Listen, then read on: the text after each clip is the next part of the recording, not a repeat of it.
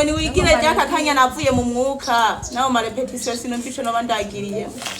ataje ngo ndamusaba imbabazi kweri oya nta repetition noja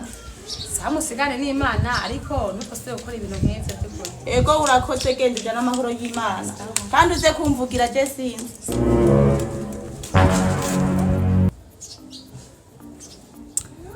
ahubwo rero ndabona uyu mugabo umutingiye kumutorera nzoza ndacumba ugo rugara rujya wenyene n'ivyo biharagi nizorengarenga ahubwo rero ico mbona ngira manze nje kurama karatanga wizi kuko urugari gonyica nukuri ahubwo reka manze ninjize bino bintu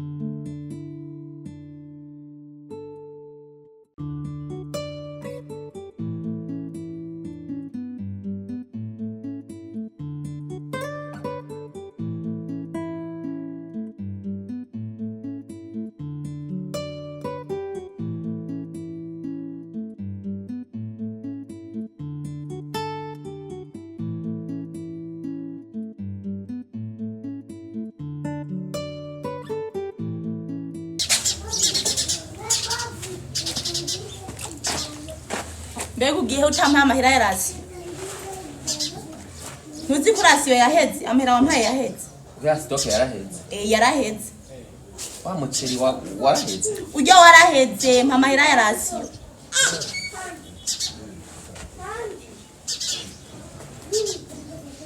Neku mengu yaraba utyabona none we ko nkangagura mbega yamba uyu muyaga nkuba ntawubona wazi yuko amafaranga kiyaca mu kirere ne jiti miyaga ibitoro birabura imiyaga nkuba birabura none tuyo wanzanye kugirana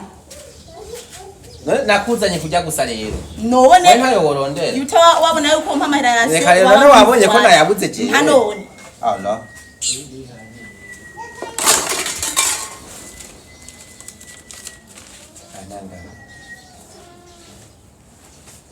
aje niyo rasiyo mpaye mbega mwe je narongoye nk'abandi cyane ntayo notora aya rasiyo nayo shaka ego ibihumbi 9 ntayasiza kuva muri abantu babiri harimo ibiharagi n'ubugari nanje rero ivyo nabirambiwe misi yose nabirambiwe nabihaze ushaka kugiki abandi barajya inyama bakajya Tomusoni bakajya imikeke nanje rero ubu nabirambiwe nawe ushaka kujya Tomusoni ushaka ego nivyo shaka kujya n'imikeke ego mbengi wanyu mwajya kangahe iwacu twama turayirya urasubira wanyu rero wamurayirya none waje gukora ntangorane tora amahera yawe kuko ni wanzanye ngo unyamize ku biharagi unyamize ku bugari unyamize ku muceri ivyo ni wacu narabirya none mu gihe akazire kazokwanka bisigura yuko nzoca nahukana kanka gute ivyo ntumbwira ibihumbi 9 rero ntarasiba ni wanzanye kugira ngo mbeho nabi ibihumbi 9 oya arije mwijoro gusaga madame ntarasiba ntavyo mwijoro je ubwaye nakubwiye ko nabuhazi ibiharagi nabirambiwe be nirengarenga ntavyo ngishaka basura gutujanga basiye ntatujanga ngaho jushaka inyama n'imikeke cyangwa Tomusoni wavyumvise ndavyibaza umuntu kawe wambaye nkuko ibihumbi 9 azogira ihu yabura wa mukobwa oya jizo ntumbwira nta bihumbi 9 ubi bintu urazi ko byazimvye ikiro cy'umuceri ni ibihumbi 4 tora sawa nagiye urakoze bye sawa karibu mama shana karibu namahoro mama Josh ego ni sawa meze neza karibu ngenda kuzana ngate karibu cyane ngaha usanze ndiko ndozi ivyo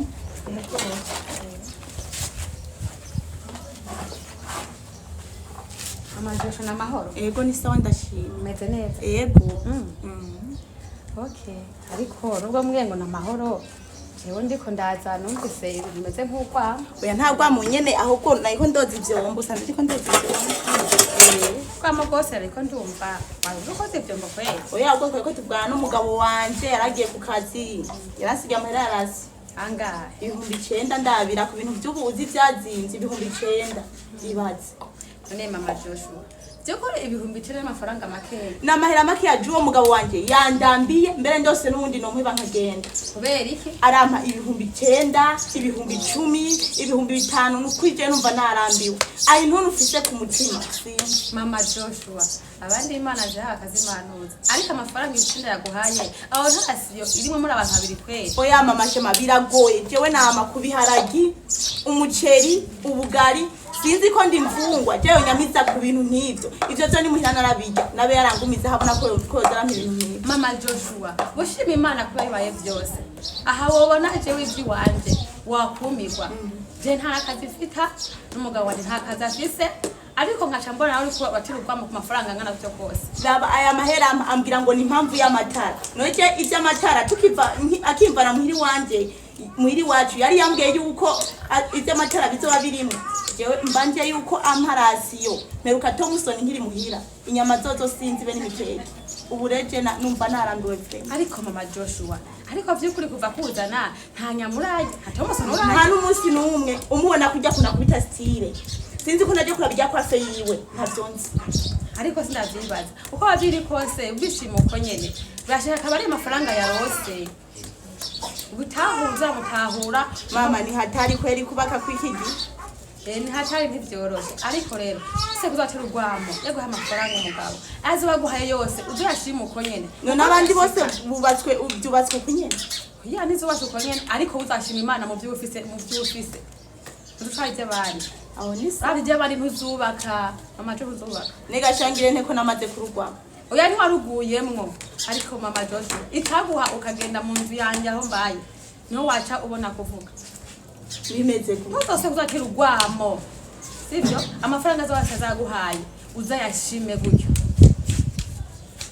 nakundi ko yampaye gashahu ubwo buzima ndabumenyereye ariko ni hatari kumbwiye ko bose bimeze ukunyene nzokwihangana. Yego bishima Imana hanyuma ahita kukwitana tugende muri repetition ariko ndabona umenga siyo mode urimwo ewe ni wigire ryaka kanya navuye mu mwuka nawo ma repetition sinumvisho no bandagiriye ataje ngo ndamusaba imbabazi kweri oya nta repetition noja samusigane n'Imana ariko nuko se ukora ibintu nk'ivyo by'ukuri. Ego urakoze genda ijana amahoro y'Imana kandi uze kumvugira je sinzi.